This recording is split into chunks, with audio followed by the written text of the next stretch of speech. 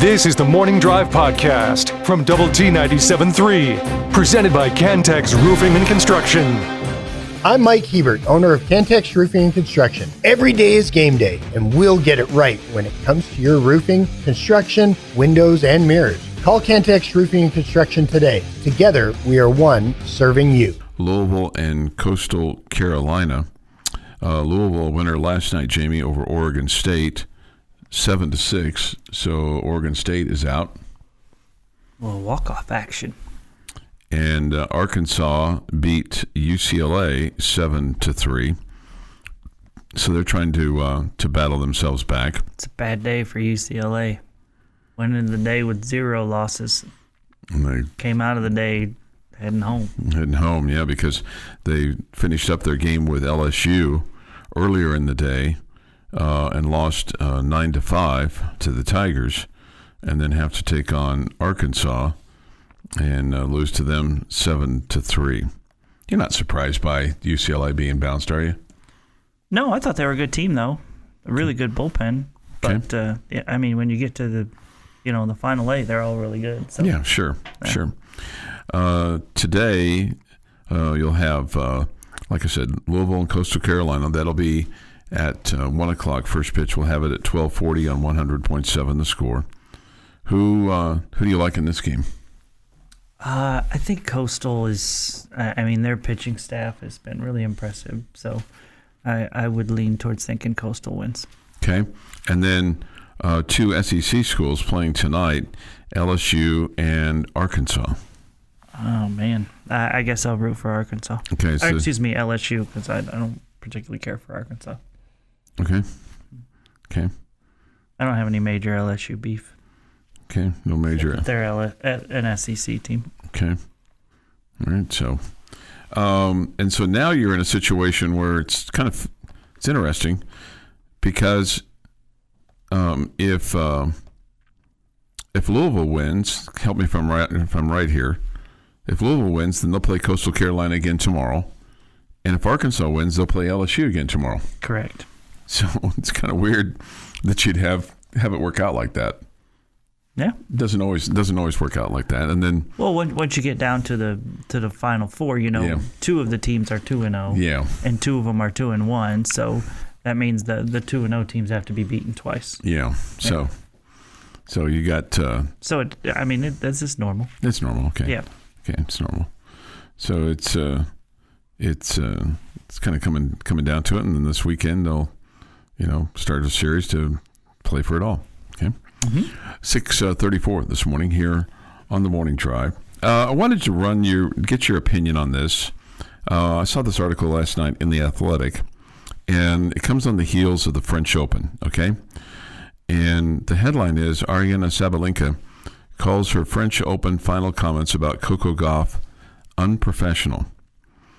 And the reason I bring this up is it's been a while since we've had the final of the French Open. And is she just now regretting them, or is it just now coming out that she regrets them? But she says it was completely unprofessional what she had to say. This is in regard to her immediate on-court interview and post-match news conference. So she had 2 bites of the apple at this. She's the world's number 1. She described her own performance as terrible and then referred to terrible conditions on the court.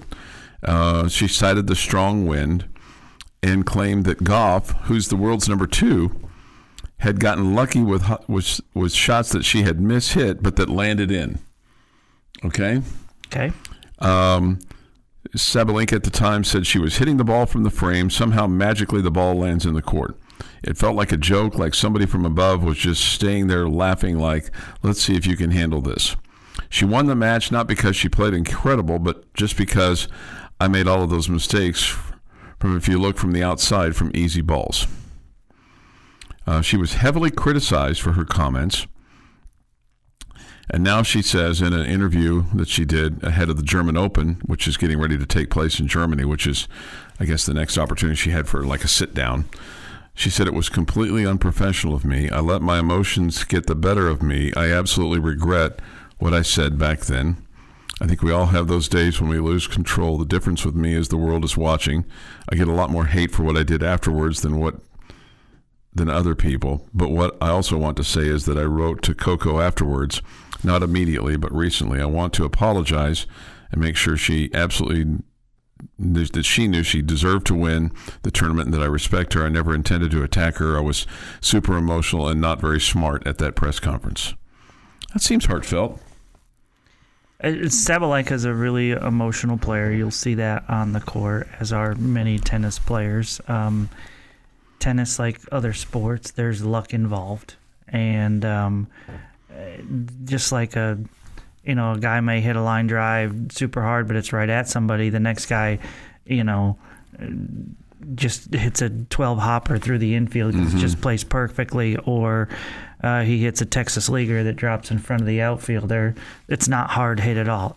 That's luck. It's not like you stepped up there, ripped Trying a to do that, pitch, yeah. and it's luck, and it's bad luck, and all the above. When you play tennis, sometimes you'll hit a bad shot that hits the top of the net, and it rolls over, and it's a winner, and the person can't get to it because ultimately you hit a bad shot. You didn't have enough net clearance and hit it over the net.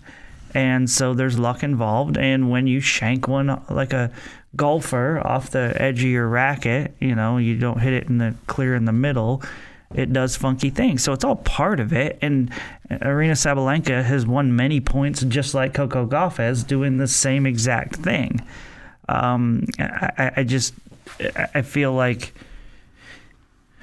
I think her biggest point was about I played terrible, and it wasn't about Coco. It was about me playing terrible. She had a huge number. I can't remember what the number was, but unforced errors in the match. And so she's right in what she says, a lot of what she said, but it's not. Poor sportsmanship. Yeah. And so I wasn't outraged by it just because Sabalenka's kind of like I said, she's a bit of a really emotional player on the court. I wasn't outraged by it, but at the same time, I thought it was, poor sportsmanship, whatever. The fact that because there's been a ton of tennis players that have done the same thing and not come back and apologized. So the fact that she apologized, I mean, that's great too, whatever.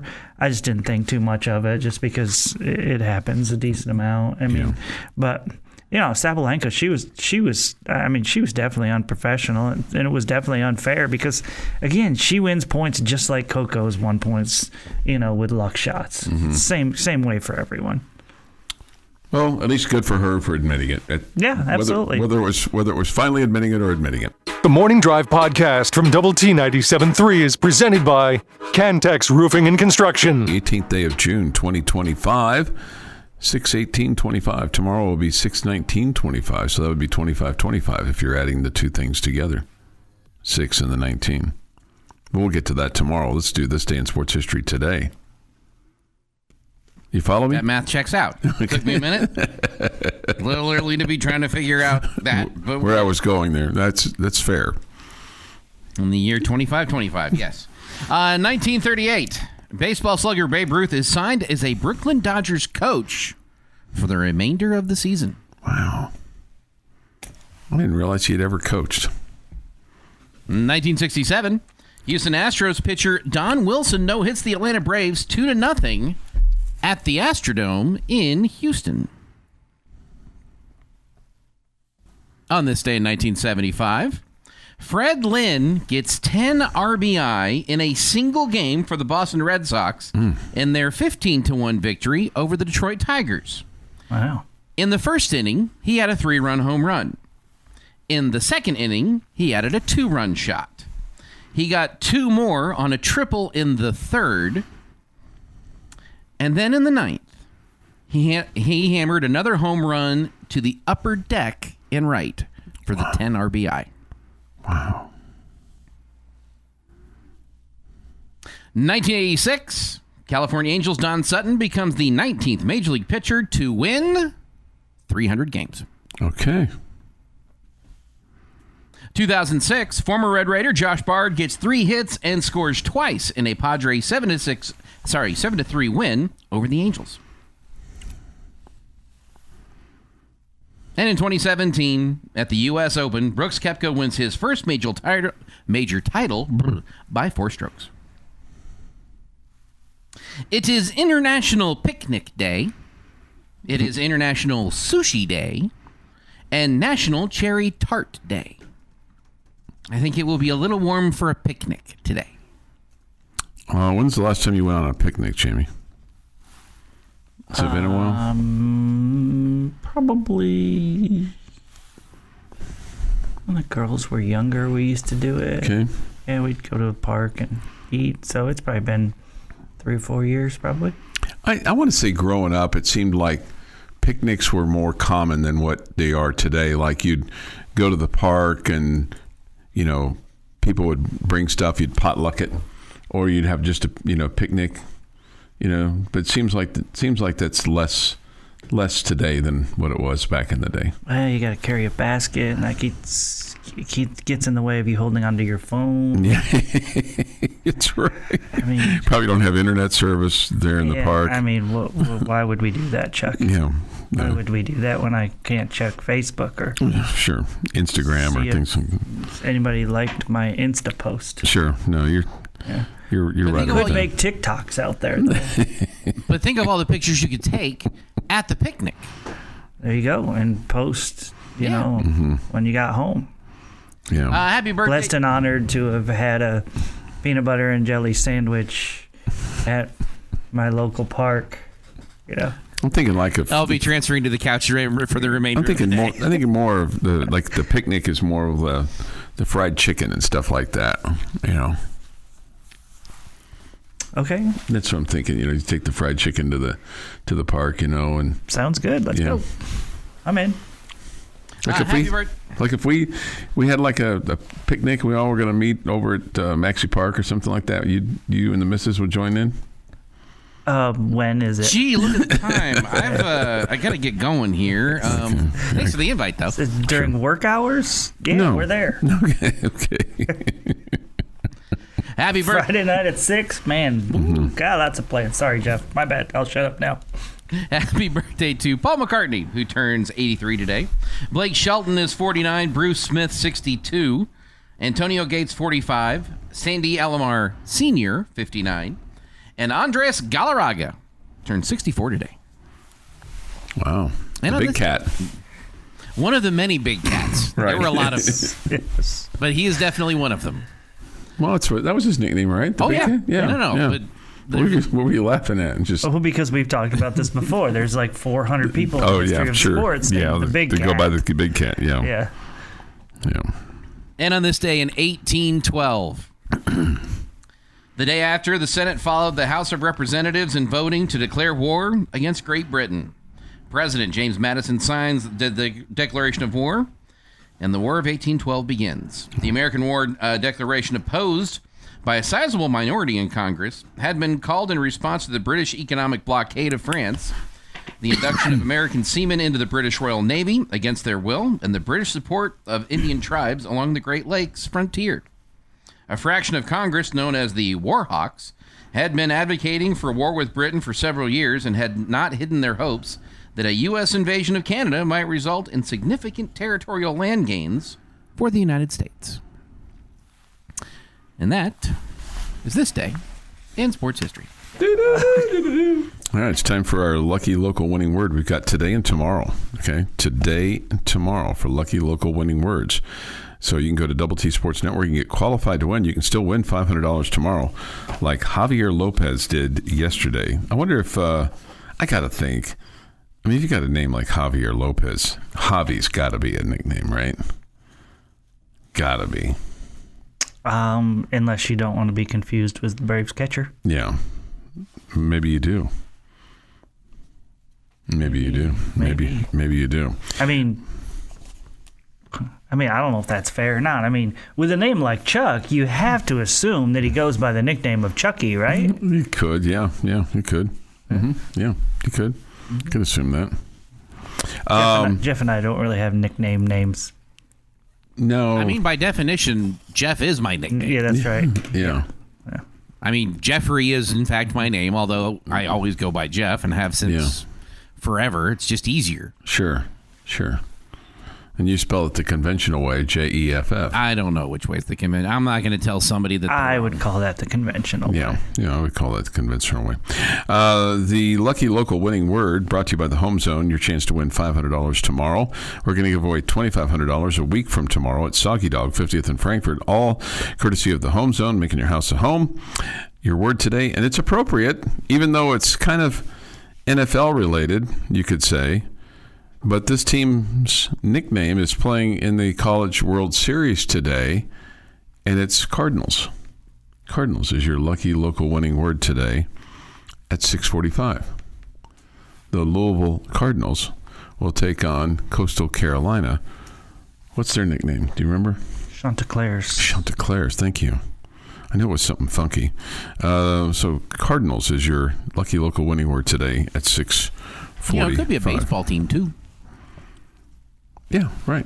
I mean, there's a lot of. I was thinking of the Arizona Cardinals football team because this particular list of teams don't give away the rest of the list. Is NFL related. Yeah. We don't want people guessing. They have to listen to the word. You think they could? I think they probably could guess. I think our listeners are pretty bright. Jamie, do teams switch brackets in the College World Series like they do in the Women's College World Series? No, and I just found out about the way it switched in the Women's College World Series this year, and I enjoy that style much better.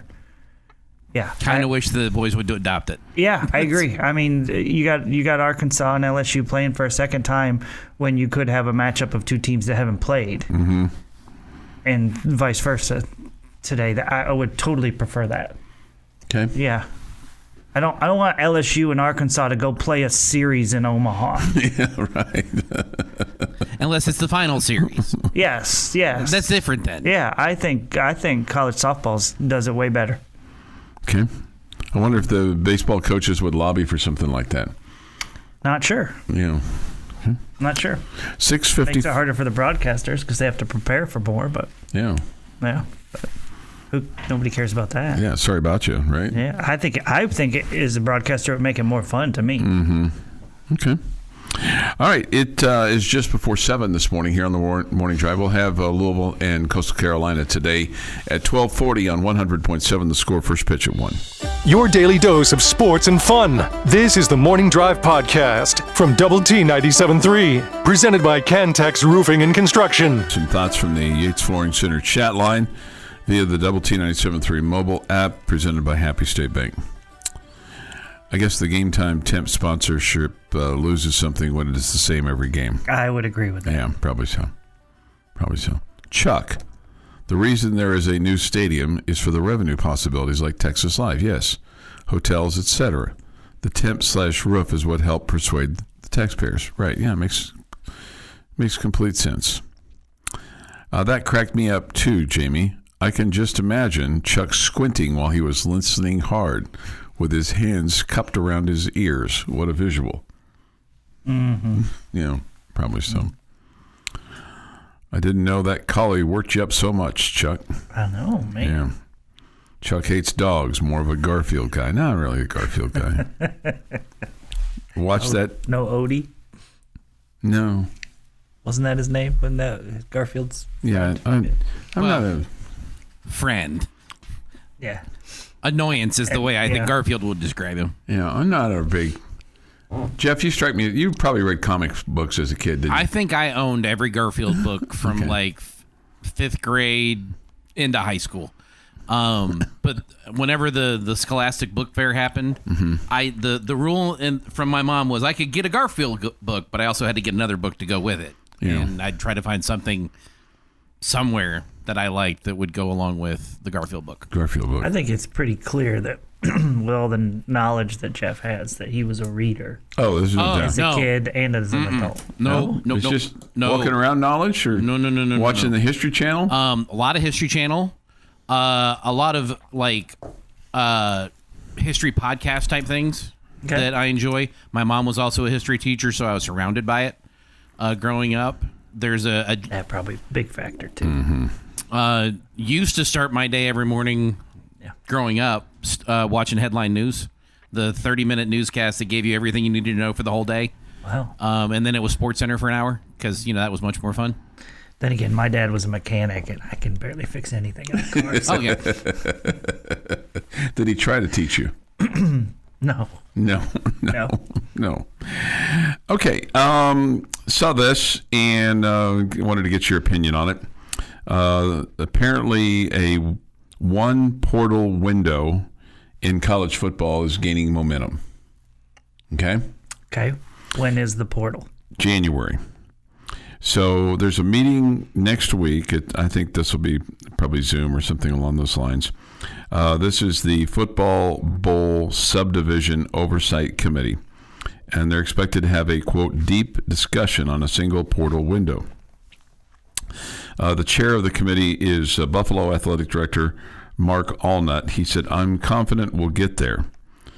According to several people involved and granted anonymity, the state of discussions before a formal decision early to January is the option with the most momentum, the early January portal. One person described it as an 80-20 split. At its annual convention this past January, the American Football Coaches Association proposed the window run January 2nd through the 12th, beginning in 2026. So this is coming soon. This is following a unanimous vote of dozens of FBS coaches in attendance. The date would allow most schools to finish their seasons. When is the championship played? Well, the problem is, this past year it was January 20th. So for some, schools you would still be in, the college football playoff mode.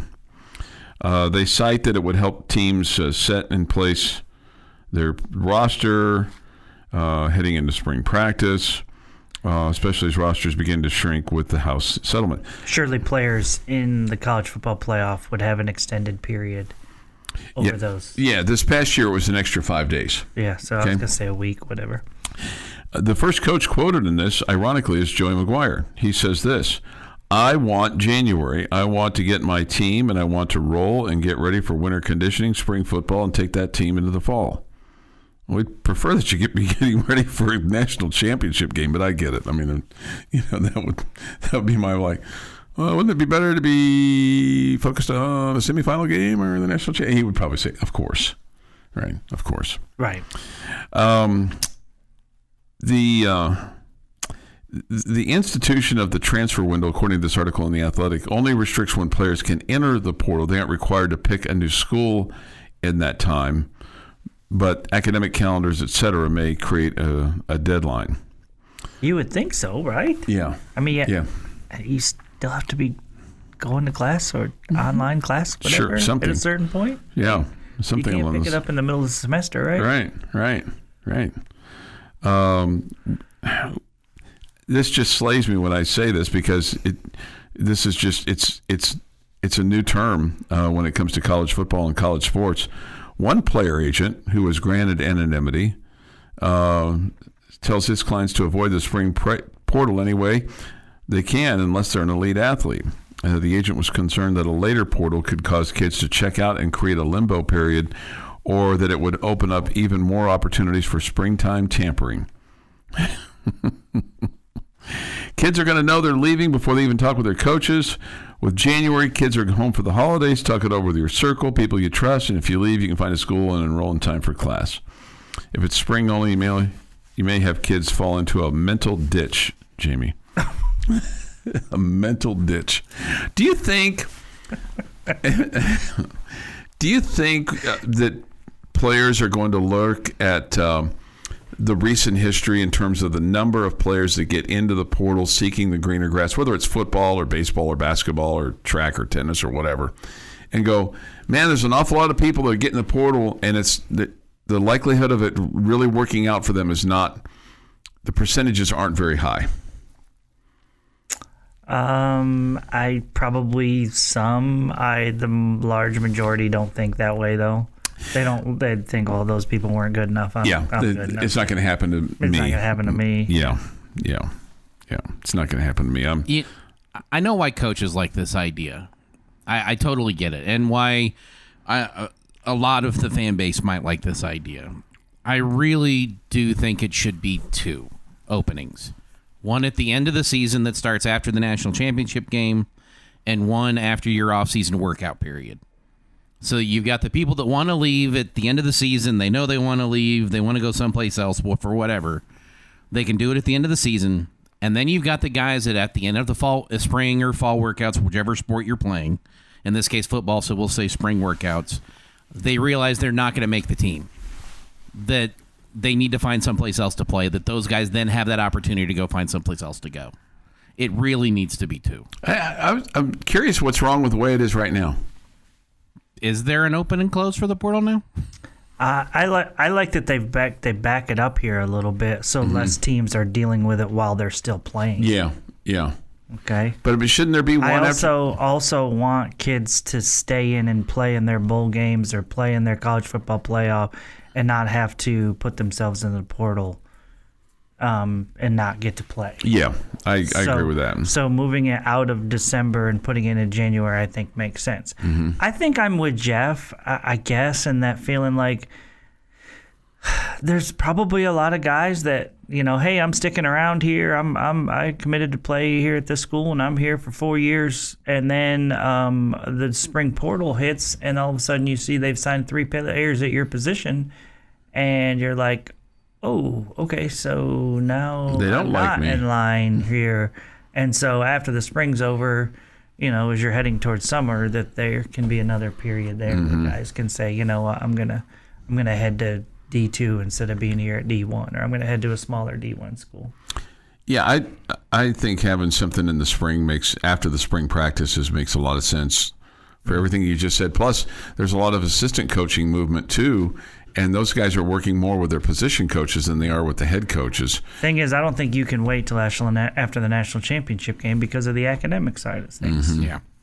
And you probably know at that point if you're going to be gone or not.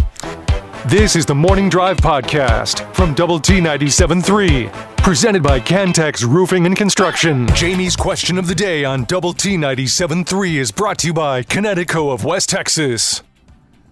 All right, gentlemen, we're talking Red Raider football in today's question of the day.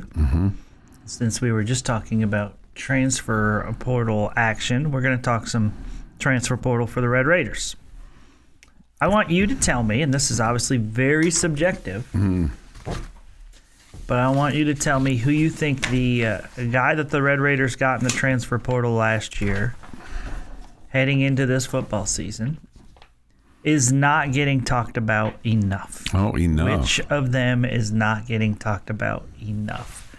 So obviously you have to first decide whether you think he's getting talked about a lot. Which guy? Which guy? Which guy is not getting talked about enough? That are coming to Texas Tech. That have come. They're already here. They're here. They're here. Man. Just trying to think of there's 26 of them that have come in. I mean, they haven't done anything yet. and it's, there's hopes and dreams and passion and faith, but they haven't done anything yet. We saw them in the spring. Kind of. But, man, that's tough. I do not have an answer for you, Jamie, and I'm not saying it's a bad question. I'm saying I'm a bad answer maker. They all practiced well. I mean, that's where I'm at. I'm sorry. I don't have a better answer than that. I guess the first step in admitting a fault is acknowledging you have one, and I have one. I don't have a better answer. I'll give it a shot here. How about Cole Wisniewski? They're just scrolling through the transfer portal guys. We talked about him a little bit yesterday. And the reason I bring him up is he's a defensive back. He comes here where, after playing at North Dakota State, consensus first team FCS All-American, moved from linebacker to safety before last year, He led the Missouri Valley Conference and North Dakota State with 8 interceptions, marked the most interceptions at either the FCS or FBS level that season. He also made 92 tackles. He missed the 2024 season because of a preseason ankle injury. So if he can return to his 23 level, and if he can prove to be a hand, he could be a guy that could be a real difference maker in that secondary for the Red Raiders. I think he has a good chance to be a starter. Obviously, you need a lot of help in the defensive backfield. The big question mark for him is, A, he played at a lower level. No doubt. B, he missed all of last year. So this is a guy who hasn't played in a while, but I think he definitely has the potential to be a major impact guy immediately for the Red Raiders. And I think he would fit the bill as a guy that a lot of people aren't talking about. I mean, we've heard about the Quentin Joyners and the David Baileys of the world, that I feel like Terrence Carter. You couldn't have answered those guys because they're getting a lot of pump, right? Even Upton Belafonte, the kicker. We've talked about him. Yeah, I don't know that we've talked about him that much. We've talked about him enough that, we've talked about him. Okay. We've talked about Michael Deaver. We've talked about. He's not a transfer portal guy. He's a high school. Okay, never mind. Yeah. I'm missed on that. Swing and those, Leighton Stone, if you were wondering. Yeah, with. Okay. That's right. I forgot about that. All right, my answer is, coming into the offseason, I felt like the biggest need for the Red Raiders was pass rushers and getting after the quarterback and putting pressure on the quarterback and making plays in the offensive backfield, that kind of thing from defenders. And I feel like when we got David Bailey, we were all very excited, as we should have been. He was... he wasn't initially in the transfer portal, but then hit the portal after his head coach was let go at Stanford. So I think that there's a reason that we were all very excited about David Bailey. We've seen, the video on him, highly regarded as far as the draft next year. I think we're all excited about that. But I think we kind of forgot that one of the top pass rushers in the portal we had already signed in Romello Height. Okay. And, is a guy that, really gets after the quarterback and was thought to be one of the number one guys in doing that. And so I think we all know that it takes more than one guy to just get after the quarterback. And I think Height is a guy that's going to have a major impact for you as well, especially when you have the defensive line that you have now. When you have a superstar playmaker on the other side in David Bailey, you would think that's going to give Romello some opportunities with some one-on-one stuff where maybe he's not as game planned against as a David Bailey is. Okay. Or a Lee Hunter in the middle is. So I feel like Height is a guy who's not talked about a lot. But again, really good numbers at Georgia Tech last year as far as making plays in the offensive backfield and tackles for losses and sacks and all that good stuff. We'll be his fourth school. That's also fun. Yeah. But a guy that I think will make a big impact for us right off the bat. But I don't feel like he's been talked about a lot. Auburn, USC, and Georgia Tech, and now Texas Tech. Man, it's got 4 different helmets he can put on his shelf at his insurance agency when he is 50 years old. That's cool. Started his college career in 2020. Yeah. He was a Tiger, a Trojan, a Ramblin' Wreck from Georgia Tech, and now he's a Wreckham Red Raider. Hopefully he wrecks him. Hopefully he does. Yeah, hopefully he does. And hopefully kind of finds a home. Okay. I like your answer. That's a good answer. And for all these guys, man, they got to kind of settle in and get used to. He has already earned a bachelor's degree. I don't know what you do with this, but he's got one. American Popular Culture. He earned that from USC. He's enrolled in post-baccalaureate. That was 2 colleges ago. I guess he can be on Jeopardy or something. I don't know. But, look, we all know this.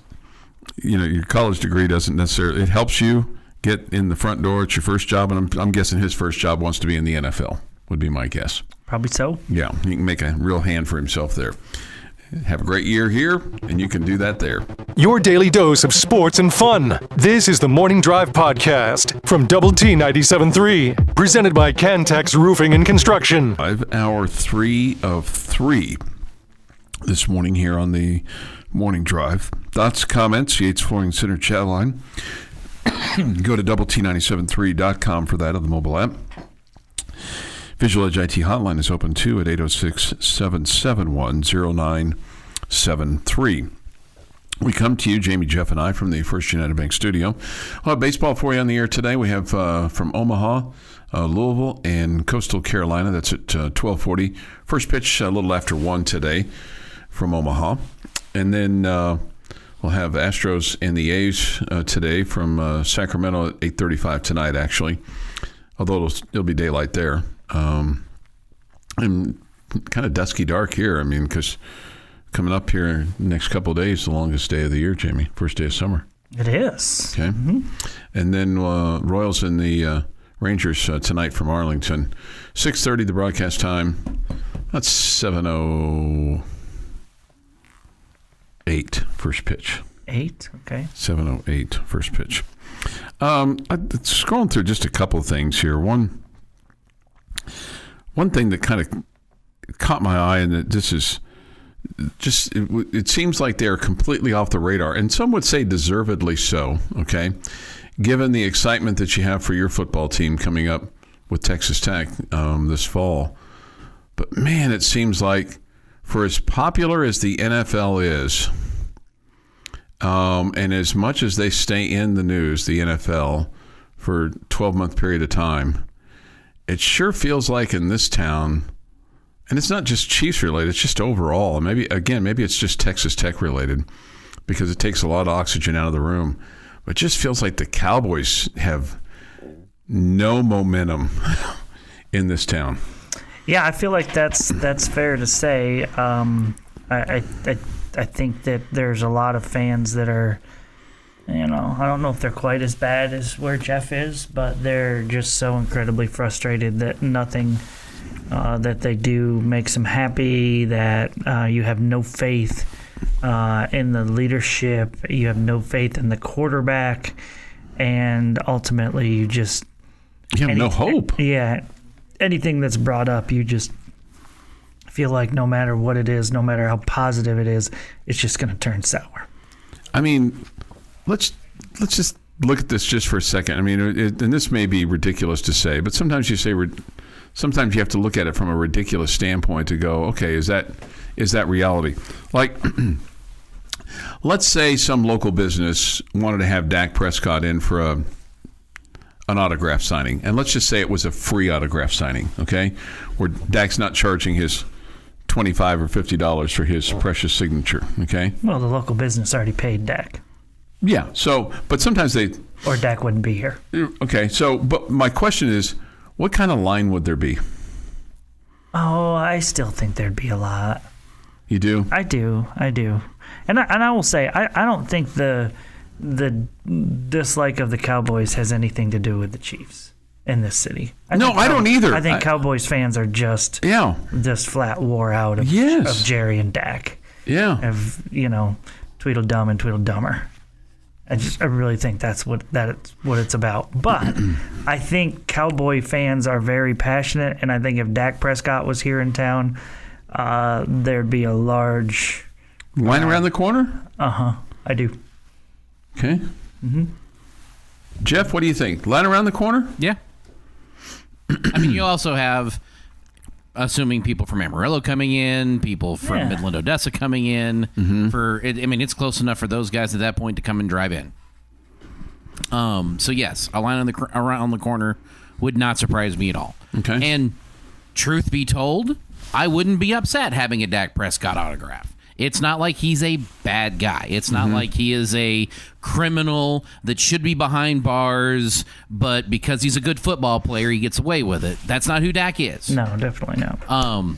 He's just not the worthy of the highest paid quarterback in the NFL. Host a party during COVID, though, so. That's his worst crime ever. Yeah. And, he's still the starting quarterback of the Dallas Cowboys. That still has some value if you're a signature guy. Heck, there'd be plenty of people, I think, that are just memorabilia collectors that would go and get stuff signed. Want to have his name on a helmet? Hey, I've got Don Meredith on this helmet. I've got Troy Aikman on this helmet. I've got Roger Staubach on this helmet. I've got Babe Laufenberg on this helmet. I've got Gary Hogeboom on this helmet. I've got Danny White on this helmet. I've got, Chad Hutchinson. Who's the other guy? Quincy Carter. Quincy Carter, thank you. Drew Bledsoe, Drew Bledsoe. Vinny Testaverde. Senior. Tony Romo. Maybe Tony Romo. Yeah. I need Dak Prescott to come to complete the set. Sure. Complete the set. Is there anybody else, who else would draw a crowd for the Cowboys?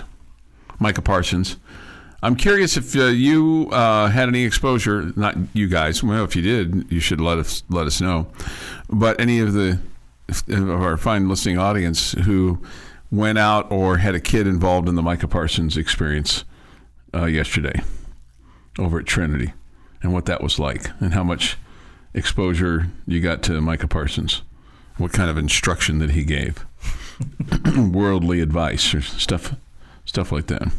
That's important. All I can think about is this scene from The Waterboy where Lawrence Taylor is talking to the kids at the camp. Mm-hmm. and Adam Sandler is there. And Lawrence Taylor said, which brings up my next point. Don't do crack.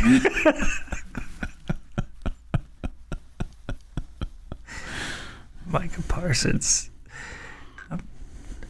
Like I'd send my kid to that camp. And when they get to the point where Micah starts talking at the end and he starts telling you, just get up and run to the car, okay? Yeah. Put your AirPods in. Don't listen. Yeah. I've told you my Bob Knight story at the end of a basketball camp, haven't I? Have I told you it? I don't know. Okay, so I think I've heard Choice's story. This is he's pretty hardcore with this the was kids. This was 1986. All right, and Bob Knight came to Garden City, Kansas, and he had signed a guy that would eventually hit the winning jump shot for him to win the 1987 title. And so Coach Knight wanted to speak to the campers, and our coach said, "Sure, would love for you to speak to the campers." And so Coach Knight talked about what a great coach our coach was, which was questionable. And then he says, I just want you to know one thing. He says, if a drug dealer ever comes up to you, and these kids are like 7, 8, 9, 10, 11 years old, really young. And again, 1986. And he says, and if the drug dealer offers you drugs, I want you to take those drugs. Then I want you to look that drug dealer in the face and tell him, you know what you can do with these? You can shove them right up your, and he used the word. And the shock and awe was like, wow, that was a mic drop. But, it was effective, and it's a true story because I was right there when it happened. This has been the Morning Drive Podcast, presented by Cantex Roofing and Construction. Check out our library of Double T 97.3 podcasts at doublet97.3.com.